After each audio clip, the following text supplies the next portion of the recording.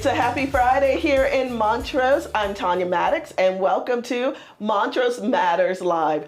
Okay, I just have to tell you, I have Drew and Gina Loewen in studio, and I'm a little nervous today. And so we're going to tell you why I'm a little nervous. They seem to be calm, but I can't breathe right now.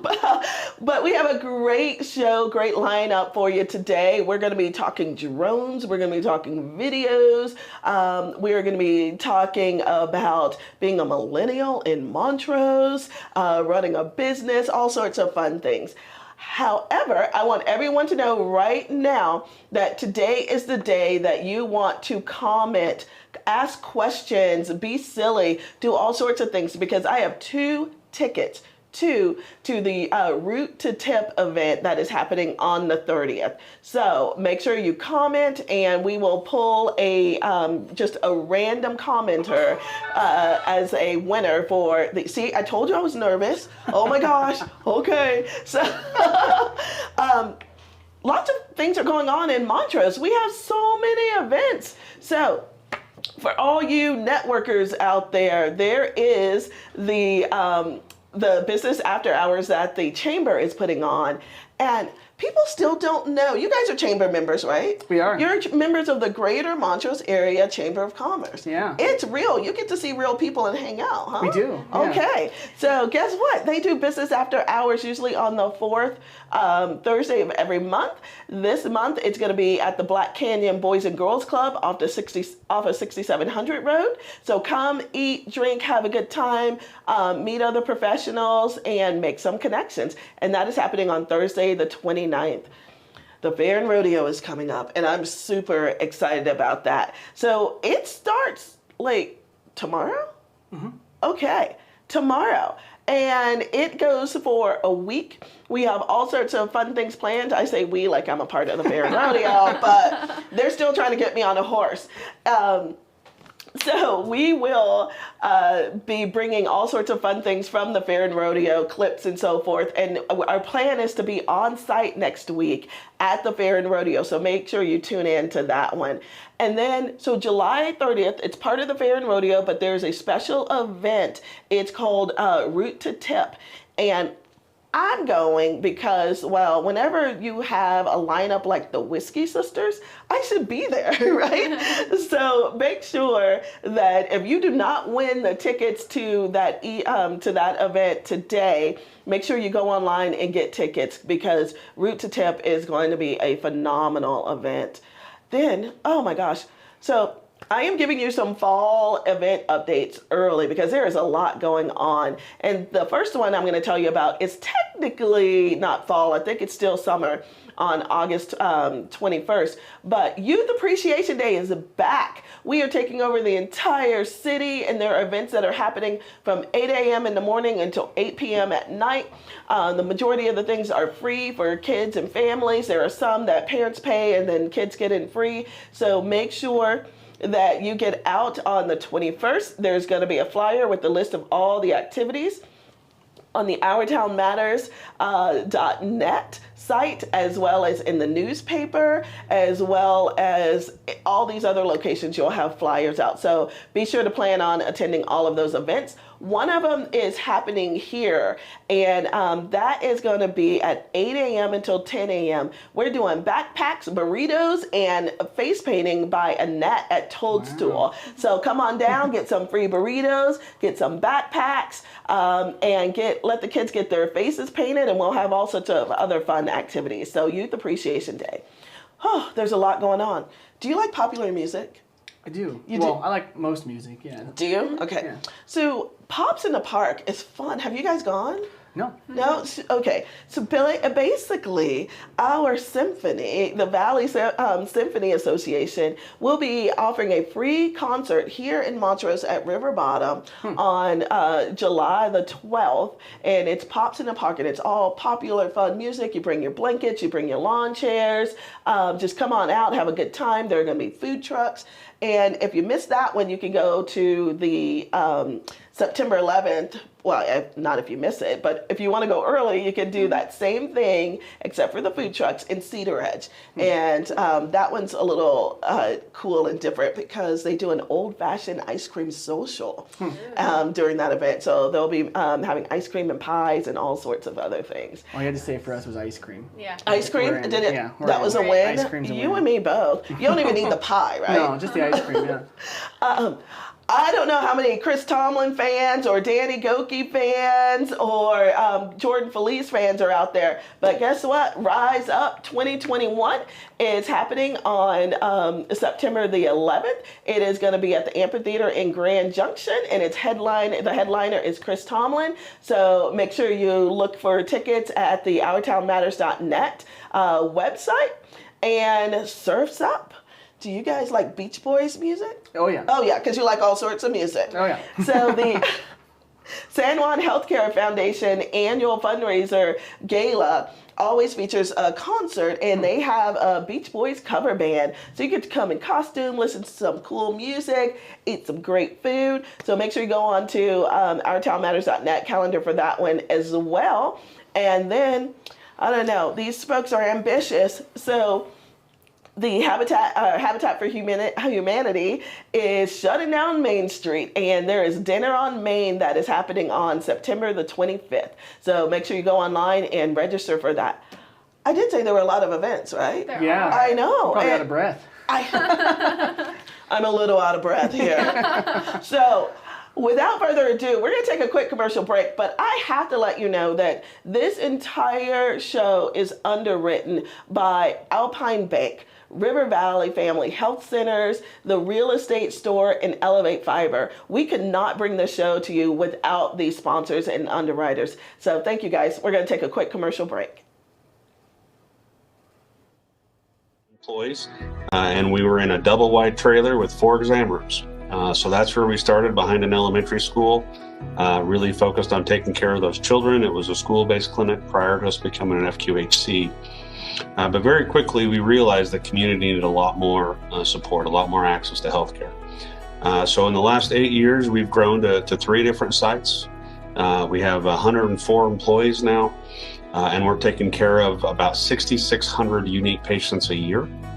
You're proud to call Colorado home. So are we. Since 1973, we've been giving back to the communities where we live, work, and play across our great state. And we're here to stay. If you're looking for an independent, locally managed community bank where the employees are also the owners, we would like to be your bank. We're Alpine Bank.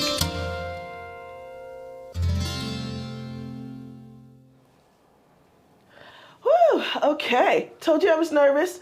But, you know, the reason why I'm nervous today is because I have Drew and Gina Loewen and from Drew Loewen Creative.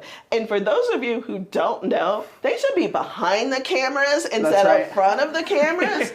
And so we're doing all of this remotely. Drew is running the entire show from that little computer there. Right. Yeah. Here, I'll actually show everybody. This is. He'll show everyone because this is what it normally looks like.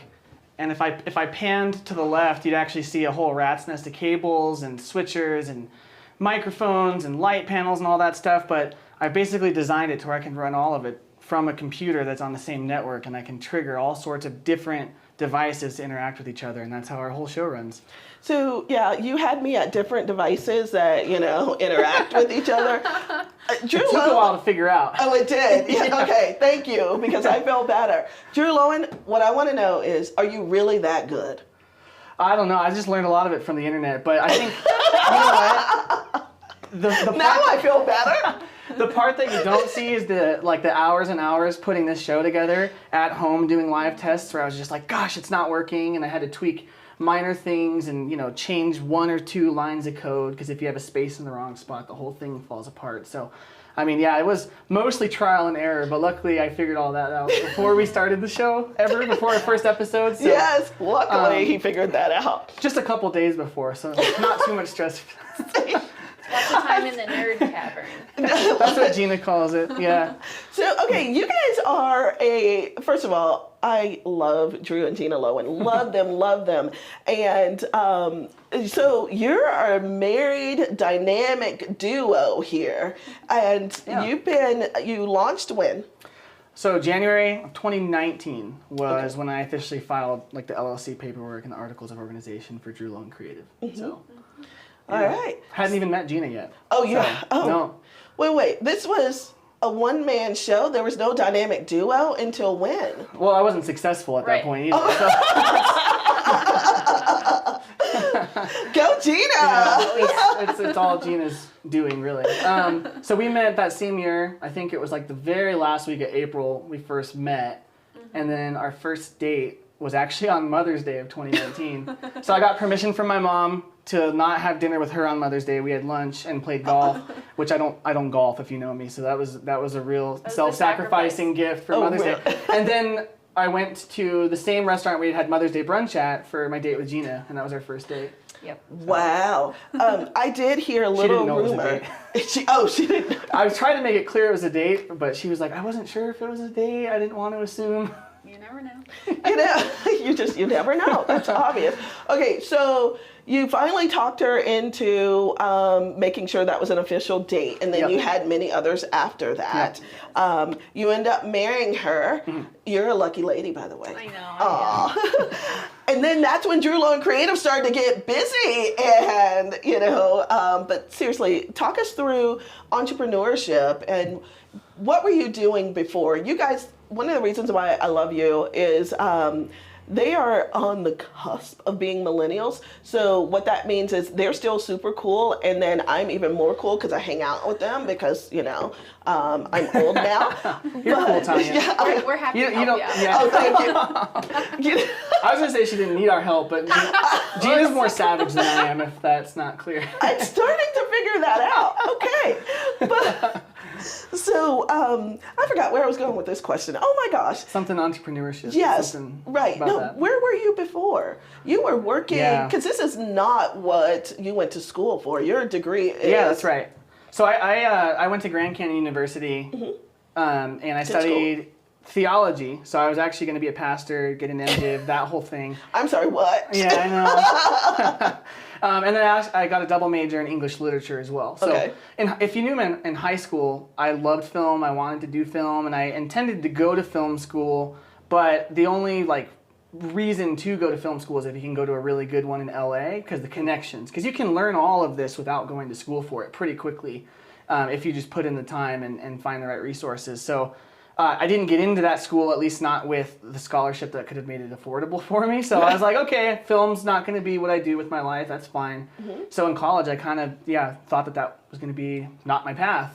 After college, I was actually doing some internships at churches and things like that while working at a corporate call center in insurance, of all things. And so, I know, I was miserable. Drew, you're like a man of many different talents, okay?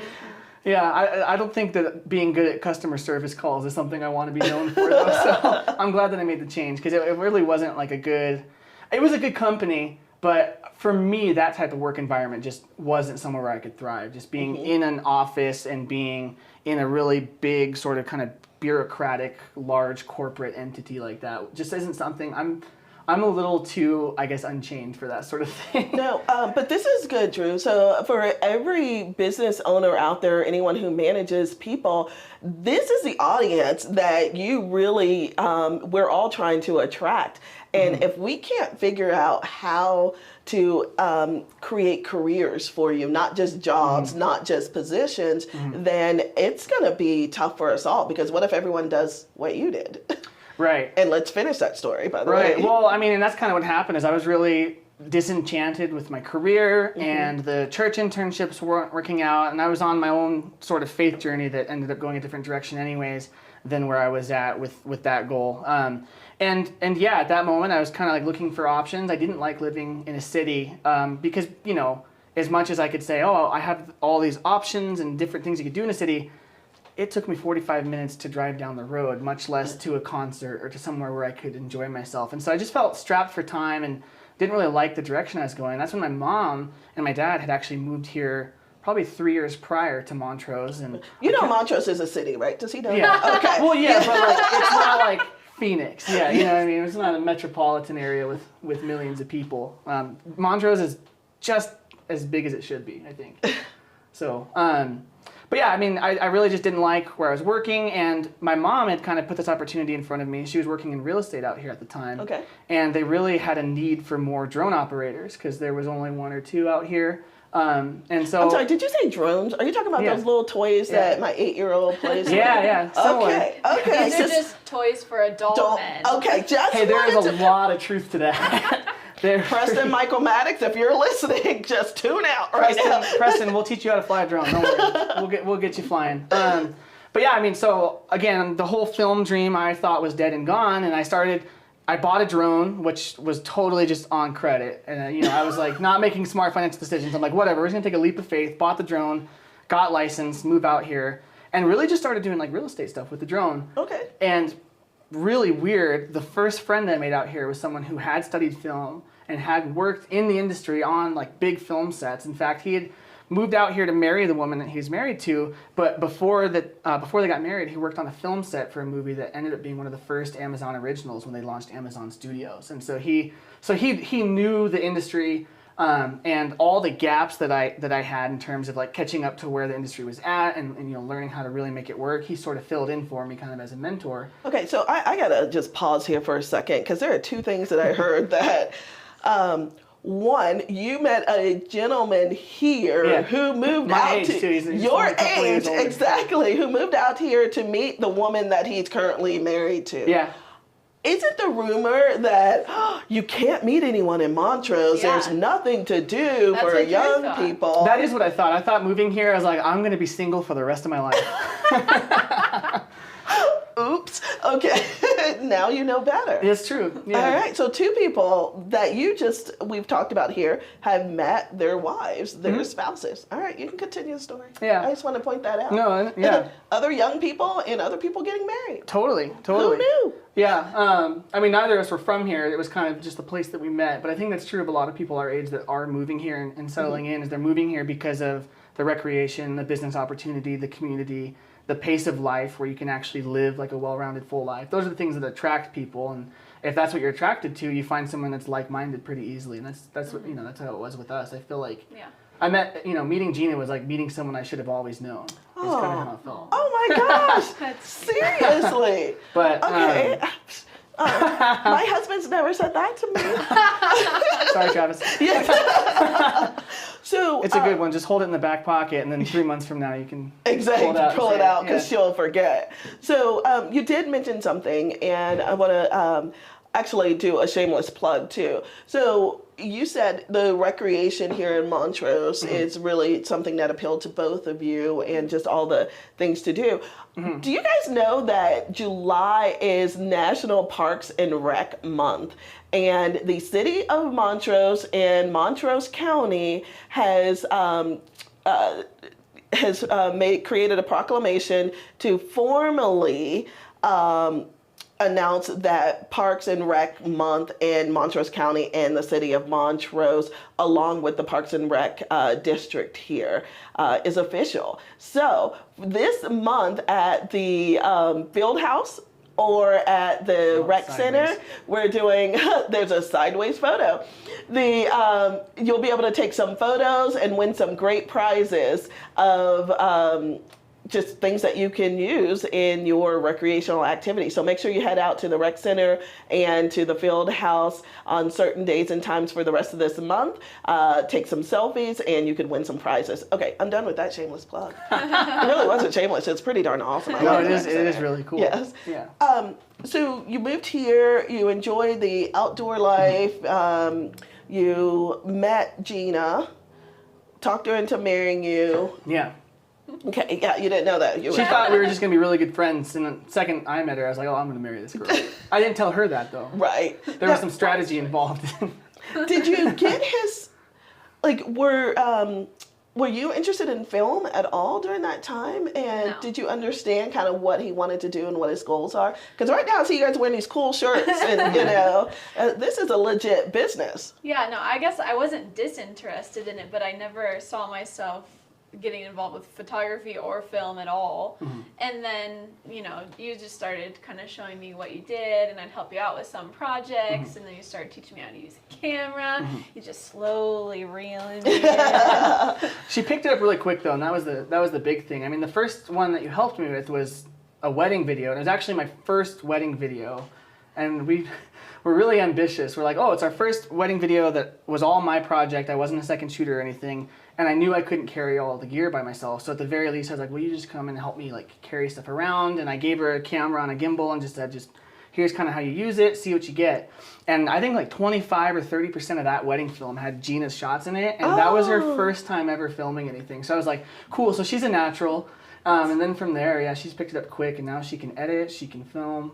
She's really good at like staging and blocking and telling people like what sort of actions and how to bring out expressions that are, things like that. That's So, amazing. yeah. Well, we're going to take a quick commercial break, but when we come back, I want to talk about how successful you guys have been in such a short period of time. And in fact, at least one of the commercials you're going to see, I think you produced it. I think the next two. The next two? Yeah, both okay. of these next We'll be ones, right yeah. back.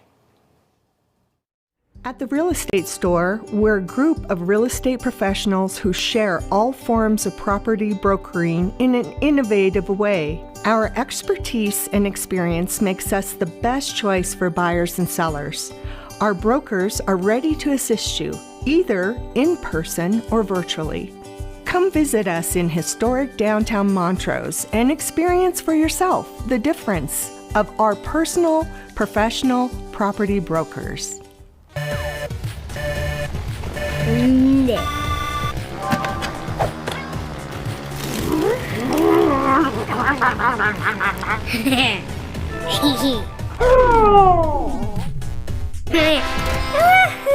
Believe it, just like Gigfoot, Zero Lag Gaming does exist. The real myth now? Slow internet made you lose. So step up your game with Elevate Internet today.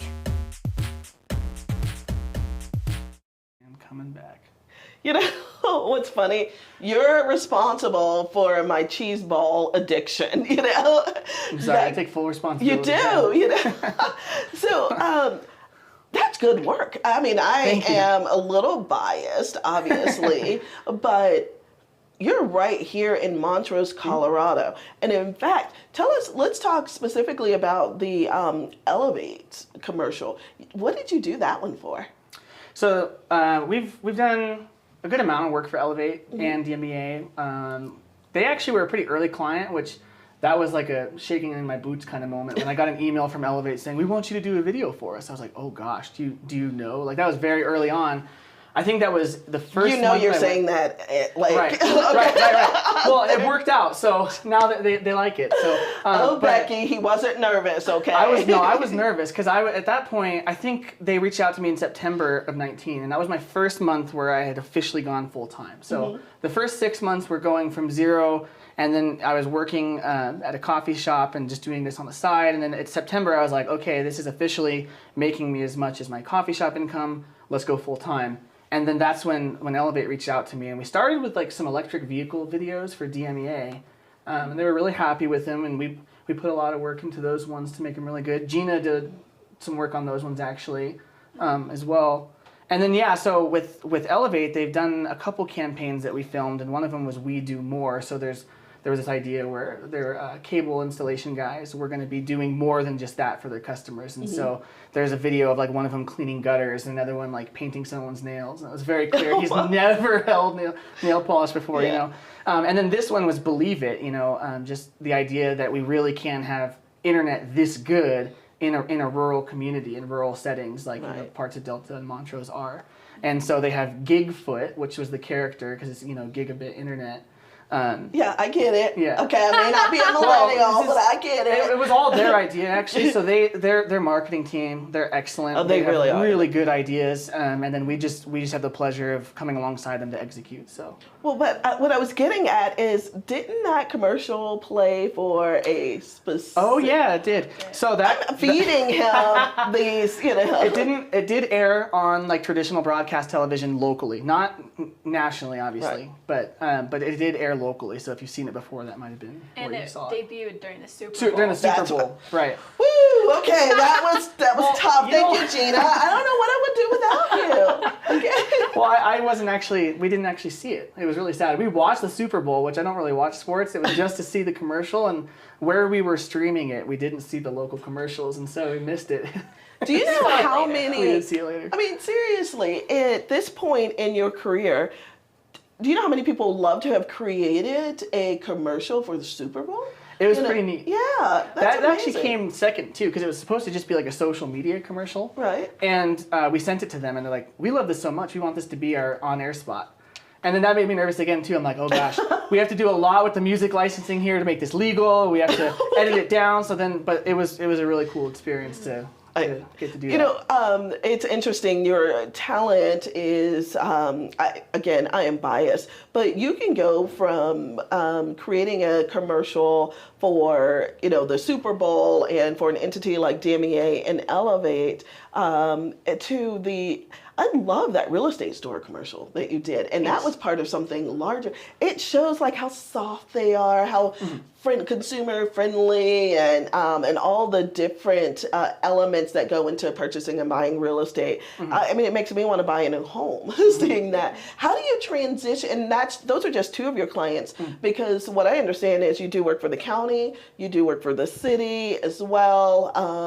Obviously, I want to make Our Town Matters, live with Montrose Matters, your biggest show ever. But how do you transition from industry to industry, client to client? Yeah, that's a good question. I think the big thing is what we do is really about learning every client's individual story, and specifically how the story that we need to tell should translate best in video to their audience. And so it all comes down to pre-production. I think most people would probably assume that the big bulk of our work happens here when the cameras and lights are on, and then later on when I'm editing. But none of that actually comes together if I didn't do my job on the front end. And so a big part about what we do, and I think something that we do pretty well, at least with the feedback we've gotten, is we spend a lot of time on the front end learning people, learning what drives them, what motivates them in their business, what this particular video is supposed to do, and the heart behind it. And sometimes that means that we draw out a sentimental side to someone's business that maybe they've lost sight of, and that happens with clients where they see that and they go, "Wow, that really does capture what we do." And the video's for marketing and it's going to do great for that, but then it also brings the value of showing people what they do and the story they're telling, even if they weren't really aware of it. So I think that's really what it comes down to, is we spend a lot of time just talking on the front end. My initial consultations with clients are probably a little bit on the annoyingly long side, because it's not just, "Oh, what do you do for work? Oh, you build houses? Cool." It's why do you do that? What motivates you? Why this industry? What is it that you do that makes your clients happy, that makes you want to get up and do it the next day? I need to take cues from you as a talk show host. I'm supposed to be pulling that stuff out of people too. You do a great job. Every now and then, But yeah, that's basically what it comes down to, is finding the. Gina actually is really good at this, because this is what she does at the national park that she works at. How do you say it? You find the tangibles and then the intangibles. There's the things that you see on the surface, and then there's the deeper things that they point to. And what we're trying to do is communicate both of those in a way that anyone watching can get and grasp. Okay. Well, I aspire to do that as well. So thank you for teaching me something today. So tell me, how easy is entrepreneurship? This was like a no-brainer, right? You got this. It's easy for me because he's doing it. There's no pressure. Yeah, no, it is. I think owning a business has been the most invigorating and life-giving thing I've ever done in my life, besides marrying Gina. gotta save it. But and for it's those also, of you who don't know, there's a baby on the way too. That's true. Yeah, you can't really see it. There's a baby. There's a baby down there. That's a real long-term project we're working on. Yeah, I think, but it's rewarding, but it's definitely the most difficult thing too. There's stress like working a 9 to 5 of like, oh, is my boss happy with my performance? Am I doing my job right? But owning a business, all of the responsibility at the end of the day comes down on you. And so, when something is stressful or not going like it should, even if as much as you want to say it's your client's fault, it really is your responsibility to take the hit and do what you need to do to take care of it, and deal with all the different components that fall into your business. And yeah, it's a lot of pressure, it's a lot of stress. Yes. And I think I'm still learning how to manage that well, and time management and stress management. That's something that I think we can always grow in. But it's also so life-giving and empowering that I would say everyone should be in business for themselves if they have the desire to, and if they think they can put up with the stress. We've built a lot of confidence through that because it's a constant cycle of, okay, here's this fear that I need to overcome, and then you overcome it, and then it's like that builds your confidence as that happens. Right, yeah. It definitely forces you to constantly be pushing the limits of what's possible and what you're capable of. Or finding those limits. Like recently we've gotten to a point where we are very fortunate, especially with everything going on this past year, to have had enough work where we've had to hire contractors to help out with certain parts of it. Yes. That's a new thing for us, but that was kind of the same thing of recognizing like, oh, you know what, I don't really want to work like 60 hours a week, and I can hire someone to do part of this editing and take some of that load off and still serve my clients well. So. No, I love hearing that, and that's how we launched as well. And I use freelancers, and now we have a building and staff, and phones that ring. Imagine that. But so it's not easy. If you had to do it all over again, is there anything you would do differently besides marrying her earlier? That's true. Yeah. Would I do anything differently?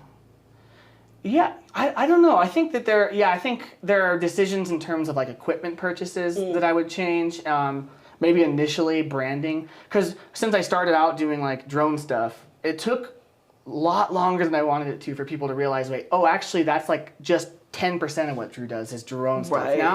Now it's commercial production. It's video podcasting, live streaming. That's really what we do now is traditional commercial production, video content, and then live streaming, and then the drone work, the real estate work is a part of that.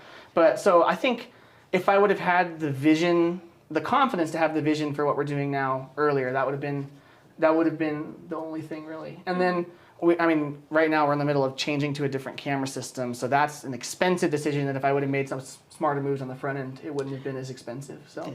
No, I completely get that, and I respect that we can look at some of the decisions we made earlier and say, I would have made different decisions, but hindsight is 20/20, right? Mm-hmm. So Gina and Drew Loewen, I have to tell you, the talent, skill set, the enthusiasm for this community is absolutely what we need here.